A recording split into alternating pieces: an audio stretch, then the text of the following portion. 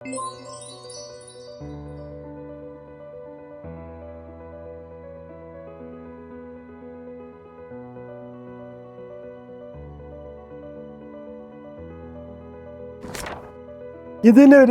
രസകരമായ ഒരു കാര്യമുണ്ട്. 2010 STP ആവശ്യം ആദ്യമായി ഉന്നയിക്കുന്നത്.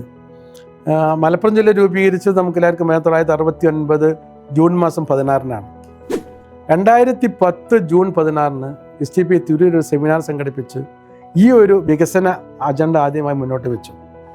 അന്ന് ഈ ആശയം മുന്നോട്ട് വെച്ചപ്പോൾ മുസ്ലിം ലീഗിൻ്റെ നേതാക്കന്മാർ ചിലർ പറഞ്ഞത്, MK മുനീർ അടക്കമുള്ളവർ പറഞ്ഞത്, ഇത് വളരെ അപകടകരമായ ഒരു ആവശ്യമാണ്. യെസ്, അങ്ങനെ പറഞ്ഞു. ഈ അജണ്ട ഇവിടെ ഇപ്പം ഇങ്ങനെ ഉന്നയിക്കേണ്ട കാര്യമില്ല, ഇത് ശരിയല്ല എന്നന്ന് പറഞ്ഞു.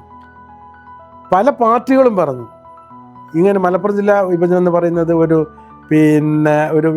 എന്താണ് വർഗീയമോ അല്ലെങ്കിൽ വിഘടനവാദമോ എന്നൊക്കെ പറയുന്നത് പോലുള്ള ഒരാവശ്യമായിട്ടാണ് അതെല്ലാവരും പറഞ്ഞത്.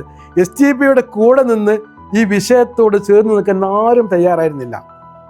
അതൊരു ചരിത്രപരമായ പശ്ചാത്തലമുണ്ട്. അങ്ങനെ ഒരു നിലപാട് ശരിക്കും ഞങ്ങൾ മനസ്സിലാക്കുന്നത്. കാരണം മലപ്പുറം ജില്ല 1969 രൂപീകൃതമായി അത് പ്രഖ്യാപിച്ചപ്പോൾ മലപ്പുറത്ത് അതിനൊരു ഭയങ്കര സമരം നടന്നു. ആ സമരത്തിന് അന്ന് നേതൃത്വം കൊടുത്തത് കോൺഗ്രസ് ആയിരുന്നു. കോൺഗ്രസിൻ്റെ അത് മരിച്ചുപോയി ആര്യാണ മുഹമ്മദൊക്കെ ആയിരുന്നു അന്ന് ആ മലപ്പുറം ജില്ലക്കെതിരിൽ കുട്ടി പാകിസ്ഥാനാവും ഇത് എന്നൊക്കെ പറഞ്ഞ് ഭയങ്കരമായ അതൊരു RSS അജണ്ടയായിരുന്നു സത്യം പറഞ്ഞാലത്. അവിടെ താനൂർ കടപ്പുറത്ത് കപ്പൽ വരും, അത് പാകിസ്ഥാനിൽ നിന്ന് ആയുധം ഇറങ്ങും എന്നൊക്കെ പറഞ്ഞിട്ട് ഇതിനെ ഭയങ്കരമായി വർഗീയവൽക്കരിച്ച് മതവൽക്കരിച്ച് അതിന് അന്നൊരു പ്രശ്നം ഉണ്ടാക്കി. ആ ഒരു അതിനെതിരെ സത്യം എന്തൊക്കെ പറഞ്ഞാൽ അന്ന് മുസ്ലിം ലീഗ് നിലപാടെടുത്തിട്ടുണ്ട്. അത് അംഗീകരിച്ചാൽ മതിയാവും. നമ്മൾ അതിനെയൊന്നും മോശമാക്കി പറയാൻ പാടില്ല. മുസ്ലിം ലീഗും കൂടി അന്ന് ആ മുന്നണി മന്ത്രിസഭയിലുണ്ടായിരുന്നു. അതുകൊണ്ടാണ് ലീഗ് ആവശ്യം ഉന്നയിച്ചത്. പക്ഷേ അപ്പുറത്ത് കോൺഗ്രസ് പോലുള്ള ഒരു രാഷ്ട്രീയ പാർട്ടി, കോൺഗ്രസ് ഒരു ദേശീയ രാഷ്ട്രീയ പാർട്ടിയാണല്ലോ, അവരൊക്കെ അതിനെതിരെ നിലപാടെടുത്തപ്പോഴും അന്നത്തെ മുഖ്യമന്ത്രിയായിരുന്ന EMS വളരെ ശക്തമായ സ്റ്റേണായ ഒരു നിലപാടാണ് സ്വീകരിച്ചത്. അത് ജില്ലയുടെ വികസനമാണ് എന്ന കൺസെപ്റ്റിൽ നിന്നുകൊണ്ട് തന്നെ അദ്ദേഹം അതിന് വളരെ ഒരു ഉറച്ച നിലപാടെടുത്തു. അന്ന് ഇതൊരു മതപരമായ സംഗതിയായിട്ട് മലപ്പുറം എന്ന് പറയുമ്പോൾ ഒരു മുസ്ലിം ഭൂരിപക്ഷ ജില്ലയായതുകൊണ്ട് അതിന് ഒരു മതപരമായ വർഗീയമായ ഒരു ഛായ അന്ന് കൊടുത്തിട്ടുണ്ട്. ഇനിയും മലപ്പുറത്തെക്കുറിച്ച് പറയും. നമുക്കറിയാം മലപ്പുറത്തിനെ കുറിച്ചുള്ള കള്ളക്കഥകൾ രാജ്യവ്യാപകമായി RSS പ്രചരിപ്പിക്കുന്നതാണ്. രാജ്യവ്യാപകമായി ഇന്ന് കേരള സംസ്ഥാനത്ത് ഉള്ള 14 ജില്ലകളിൽ, മറ്റു ജില്ലകളിൽ ഞാൻ മോശമാക്കി പറയല്ല, പക്ഷേ ഏറ്റവും സൗഹാർദ്ദപരമായ മതപരമായ അങ്ങേയറ്റം സഹിഷ്ണുതയുള്ള വളരെ നല്ല രീതിയിൽ ജനങ്ങൾ അധിവസിക്കുന്ന ഒരു ജില്ലയാണ് മലപ്പുറം. മലപ്പുറത്തേക്ക് ജോലിക്ക് വന്ന, നമുക്കറിയാം മലപ്പുറം വിദ്യാഭ്യാസപരമായി വളരെ പുറകിലായിരുന്നു. അത് പഴയകാലത്തെ സ്വാതന്ത്ര്യ സമരവുമായി ബന്ധപ്പെട്ട് അവിടുത്തെ ആളുകൾ വിദ്യാഭ്യാസ രംഗത്തിന് വേണ്ടി ഞങ്ങൾ മുന്നോട്ട് വരാത്ത സാഹചര്യം ഉണ്ടായിരുന്നു. അതുകൊണ്ട് തന്നെ സർക്കാർ ജോലിയിൽ വളരെ കുറവാണ്, ഇപ്പോഴും കുറവാണ്. അത് വേറെ കഥയാണ്, ഞാനിലേക്ക് പോകുന്നില്ല. മലബാറിൻ്റെ പൊതുവായ പ്രശ്നമാണിത്. ഇന്ന് നമ്മുടെ കേരള സംസ്ഥാനത്തെ മൊത്തം പദ്ധതി വ്യയത്തിൻ്റെ വലിയ ശതമാനം ശമ്പളമായി പോവുകയാണ് ജീവനക്കാർക്കുള്ള.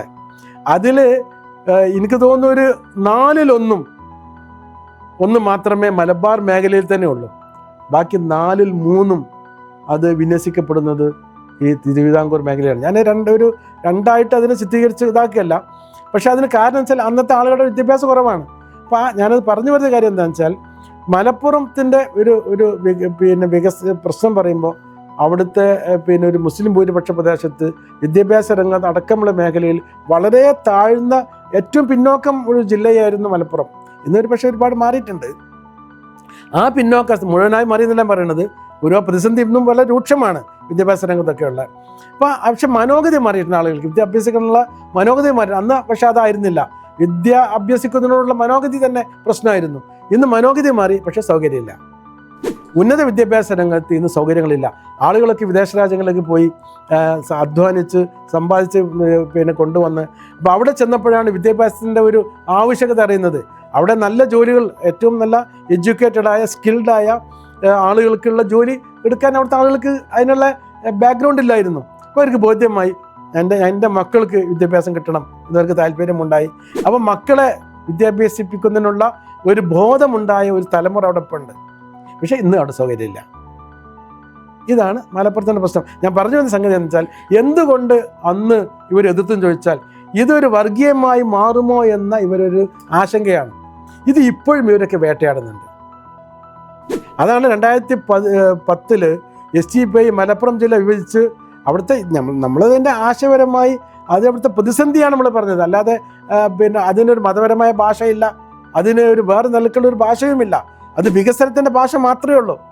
അവിടെ സ്കൂളില്ല, അവിടെ വിദ്യാഭ്യാസമില്ല, അവിടെ പിന്നെ സൗകര്യങ്ങളില്ല, അവിടെ പിന്നെ ജനങ്ങളുടെ പിന്നെ ജനസംഖ്യാപരമായ പ്രതിസന്ധി ഉണ്ട്. അത് പരിഹരിക്കണമെങ്കിൽ ഇത് പരിഹാരമുള്ള ഒരു വികസന അജണ്ടയാണ് വെച്ചത്. പക്ഷെ അത് ഉൾക്കൊള്ളാൻ അങ്ങനെ പറഞ്ഞാൽ ഞങ്ങൾ വർഗീയവാദികളാകുമോ എന്നൊരു ആശങ്ക ഇവർക്കുണ്ട്.